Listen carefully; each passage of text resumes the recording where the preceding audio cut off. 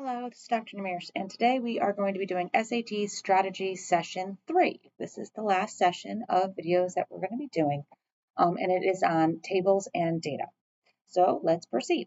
Number 1, the table presents the results of a survey of students about their grade point average and employment. So we have grade point average between 1.7 and 2.4, 2.5 and 3.2, 3.3 and 4.0, and we have whether the student is employed or not employed.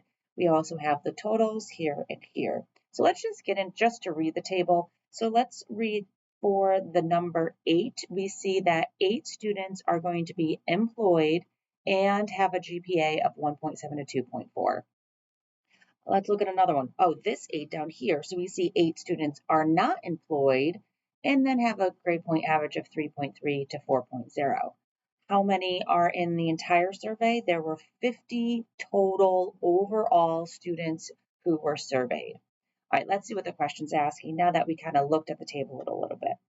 If one of the students is chosen at random, what is the probability that a student is employed and has a grade point average between 2.5 and 3.2?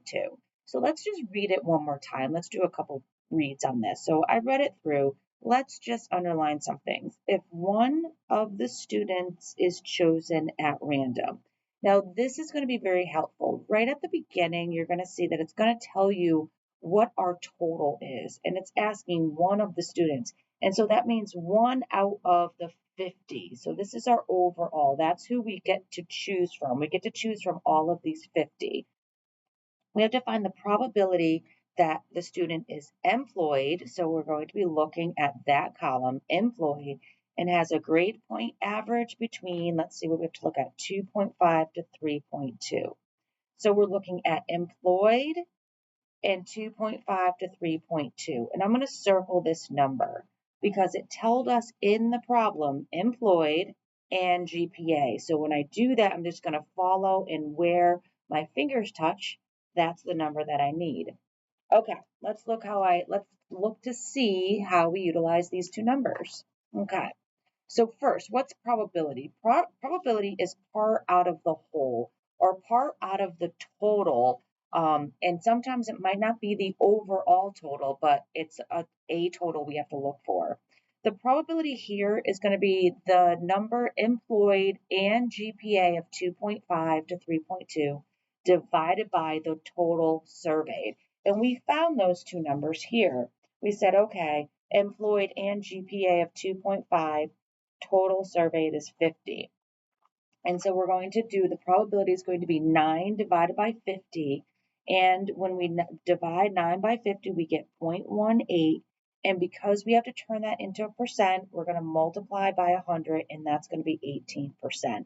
And I really need you to understand that in probability, the number in the denominator is going to be larger. And this one is going to be the smaller number. Larger number. And that's because probability is never going to exceed 1. A probability of 1 means that we have a 100% chance. And so the larger number will always be on the denominator. So if you find yourself putting a bigger number on top, you might want to go back and read that question again. Okay, let's see what number 2 says. Number 2, the table represents the results of a survey about grade point average and employment. So we have the same table here out of 50. What are they asking for now? What percentage of students who are not employed have a grade point average between 3.3 and 4.0? Let's read it one more time. What percentage of students who are not employed? Okay, so first we have to find out the total who are not employed because that's what we need our percent out of. So the total not employed is 26. So this is going to be our total. That's going to be our denominator. Okay, have a grade point average between, so not employed, grade point average 3.3 to 4.0, so that's this row. I have the column and I have the row, let's meet, and I see that it's 8. So we're going to be using these two numbers. Let's see what it looks like. Okay, so our probability is not employed and GPA of 3.3. We found there were 8 divided by the total not employed. Because they told you about this denominator, right at the beginning of our sentence, percentage of students who are not employed. So that's the total that we have to look for. So please look out for this. This is going to help you stay organized on what your total is out of. We divide 8 by 26 and we get 0.307. Multiplying it by 100, we get 30.7. And if you look at our answer choices here, we do need to round up to 31, so the answer is C. So here the answer was D, 18. The answer is C, 31. Okay, let's move on.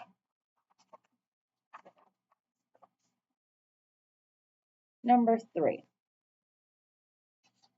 Local homeowners and renters were surveyed about whether or not they are in favor of a proposal to spend money to upgrade the fire department equipment. We have a table, so we have renters and we have owners, in favor and not in favor, and that's to upgrade the fire department's equipment. All right, how many do we have overall total? Overall total is 529. So let's just look. 44 people were in favor and they're renters. 131 were not in favor of upgrading the equipment, and 131 were renters. So just when you read the table, it really helps you to understand what they're talking about in the table before you even read the question. Okay, the area has about 17,000 residents, 31% of whom are renters. How many of the area's homeowners would you expect to be in favor of the proposal? So I feel like this is a two-part question because first they give you some information that we have 17,000 residents and 31% are renters. That's going to be our first step, is going to be something to do with those numbers. And then we're going to actually have to answer the question, how many of the area's homeowners would you expect to be in favor of the proposal? So homeowners in favor, and that's going to probably be our second step. So let's look to see what we do here. Okay, session 3. Oh, nope, sorry. Number 3, that's what I wanted. Okay, first, how many renters? So here we go. We need to find out how many renters we are. We know we have 17,000 residents and 31% are renters. So we could do 0.31 times 17,000 and we get 5,270 renters.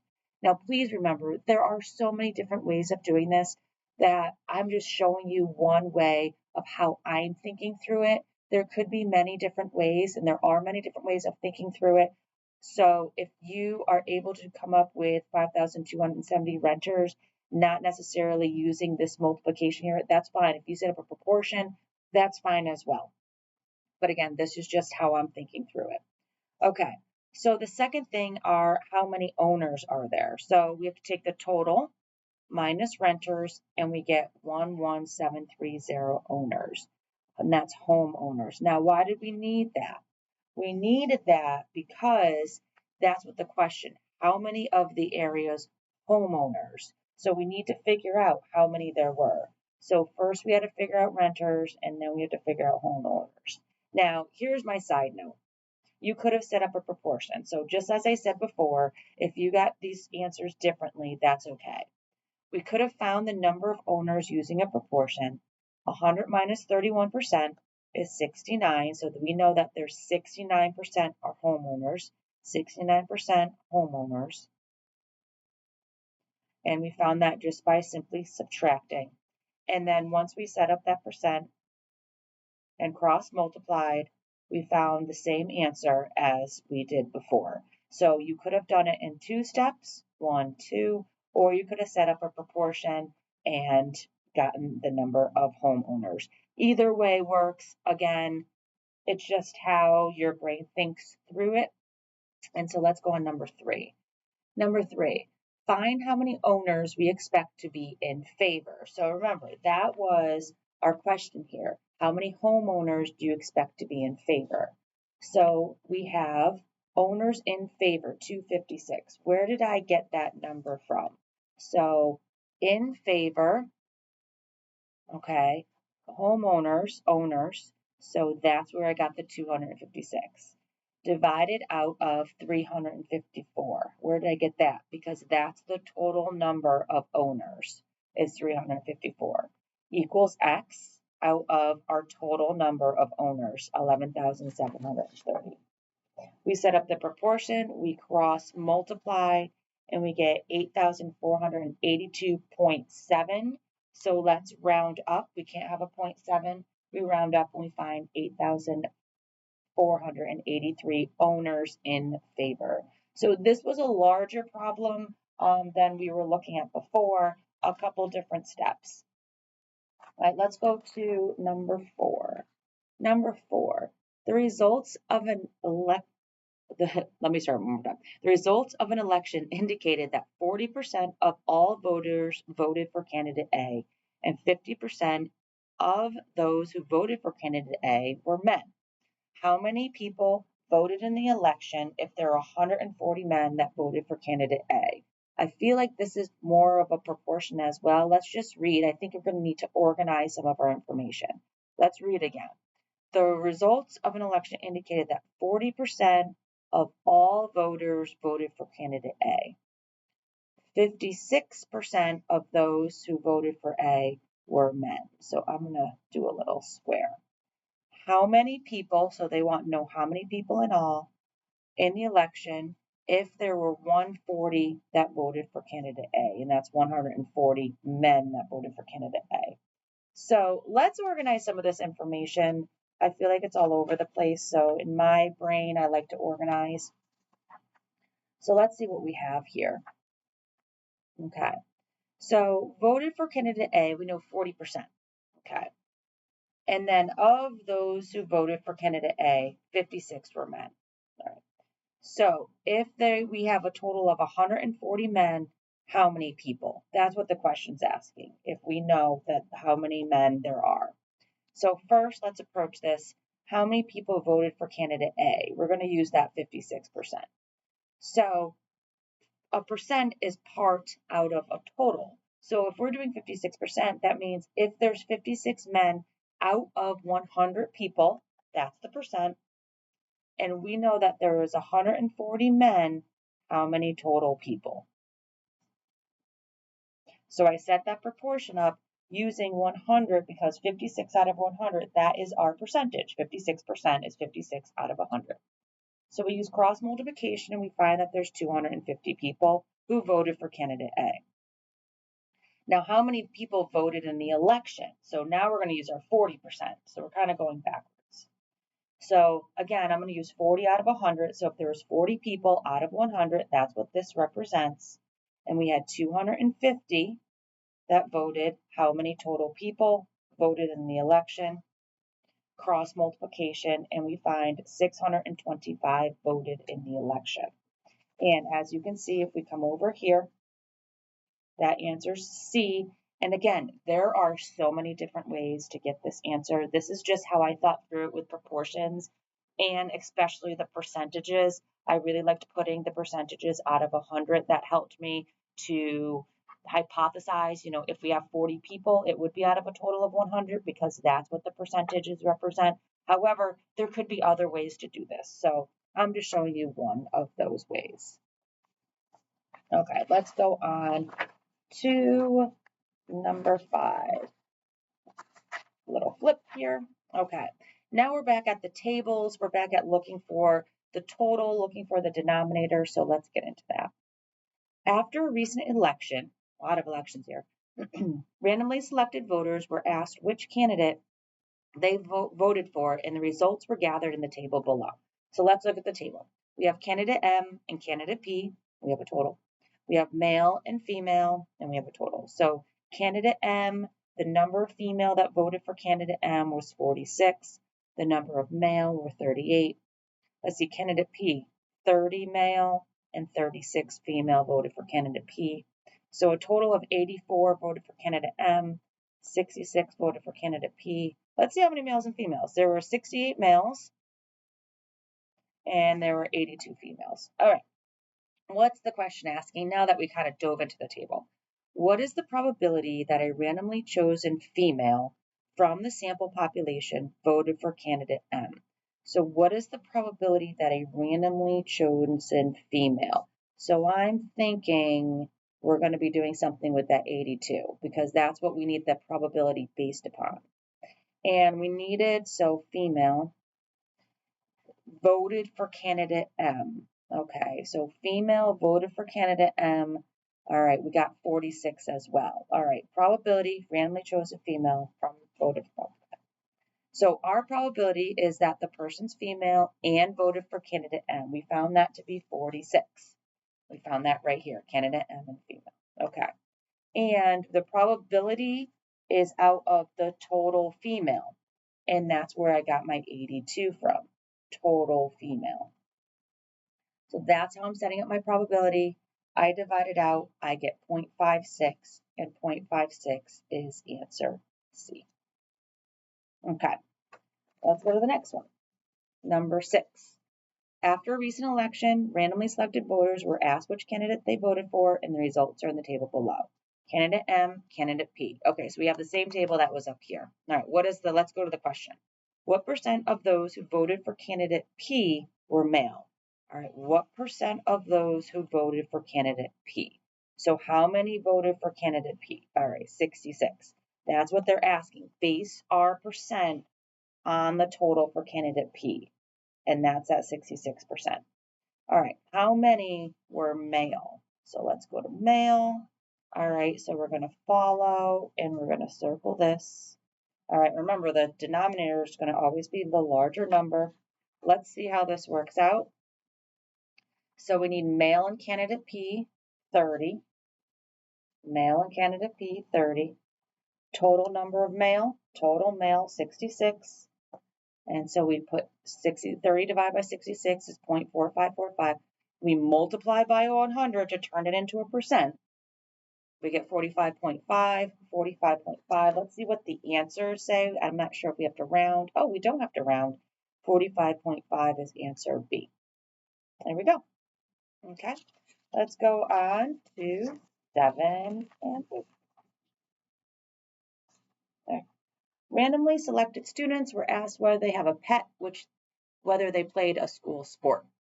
Oh, the results are shown in the table below. Well, let's see what the table is. Okay, plays sports and doesn't play sports, has a pet and doesn't have a pet. And we have the totals. Very nice for them to give us the totals. We don't have to figure it. We don't have to add them and figure them out. All right, so if you play sports and you have a pet, 51 students did that. All right, how about doesn't play a sport and has a pet? 32. All right, play sports and doesn't have a pet? 16. And play sports and doesn't have a pet? 32. So the most out of these 4 categories is play sports and has a pet at 51. That's interesting. Okay, now that we got into the table and read about it, let's see what the question's asking. What is the probability that a randomly chosen student does not play a sport and has a pet? All right, let's see what we need our total to be. Right? What probability that a randomly chosen student, okay, does not play a sport and has a pet? So, randomly chosen student does not play a sport and have a pet. Doesn't play sports, has a pet. And they're asking for the probability they're randomly chosen student. So I'm thinking that we're going to be doing a total of 111 and doesn't play a sport and has a pet. Probability that a randomly chosen student. Okay, so let's see. All right, so probability does not play a sport, has a pet, total students. There we go. And so we have 32, doesn't play a sport and has a pet, out of a randomly chosen student. It doesn't tell us, like, it didn't specify. It just said a randomly chosen student. So that's why we're doing it out of the overall total. And so we're going to divide it out, multiply by 100 to get into a percent. And if you wanted to do like parentheses to multiply or however we multiply, we get 28.8. We look at the answers. We are going to have to round. So that's 29. Okay, let's move on. Number 8. I think we have 2 more, 8 and 9, I believe. Okay, number 8. The results of a track and field meet between 2 schools are shown in the table below. First place, second place, third place, total. Okay, Central and Eastern. So there are 5 first place from Central. There are 6 second place from Central. Oh, look at this. They were tied third place from Central and Eastern. They both had 4. All right, now that we read it, let's see what they want to know. What is the probability that a randomly chosen participant who finished in the top 3 in their event came in third and was from Central? Okay. What is the probability that a randomly chosen participant who finished in the top 3? All right, so first place, second place, third place. So they only show the top 3 here. They don't have fourth place, so this is like basically they're asking probability that a randomly chosen participant. So they're saying out of the total. So don't let this finish in the top 3 because that's all we have here are those students who finish in the top 3. So don't let that throw you off. It is still out of the overall total. Let's see what other criteria they have. Came in third, okay, third, and was from Central. All right, so here's Central, here's third, so that's going to be 4. All right, let's see how we do here. All right, so 24, randomly chosen participant. We only have top 3, so we need the overall total here. And we have third place in Central High, 4. Whoops, I'm so sorry. Third place in Central High, 4. Total participants, 24. We have to reduce it, so I reduced divided by 4, divided by 4. I just reduced both numerator and denominator by 4, and I came out with 1, 6. 4 divided by 4 is 1, 24 divided by 4 is 6. And so let's go back, and we see that's A, 4 divided by 24. And if you wanted, you could have in a calculator done 4 divided by 24, and you could have done 1 divided by 6 or 4 divided by 11 to see which decimal lined up. If you wanted to change it into a decimal, you could do that. It would just take a little bit extra time. Either way works. I've reduced my fraction, but if you wanted to divide it out, you're more than welcome to. And the last one, number 9, the results of track and field meet between 2 schools are shown, first, second, third. This is the same table that we just had. Let's see what it's asking for. What percent of the second place finishers were from Eastern? Okay, what percent of the second place finishers? So let's go to second place. All right, we see how many are there? There's 8. Okay, so that is going to be our denominator, 8. Were from Eastern High School. Okay, Eastern High School is here. So let's follow it. Eastern High School, second place. So we have 2. So 2 out of 8. That's how I thought through it. 2 out of 8, if you divide it out, because if you notice, there's no fractions here. So 2 divided by 8 is going to be 0.25. And then 0.25 multiplied by 100 is going to give us 25%. Let's see how I did. Here's the answer. Okay. Second place and Eastern divided by the total second place. Oh, and I put times 100 here. I guess I just wanted to show that. So we did get 2 out of 8. 2 out of 8. We divided it and then we multiplied it and we got 25%.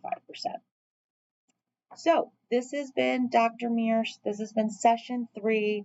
I hope the sessions have helped. Good luck on your SAT.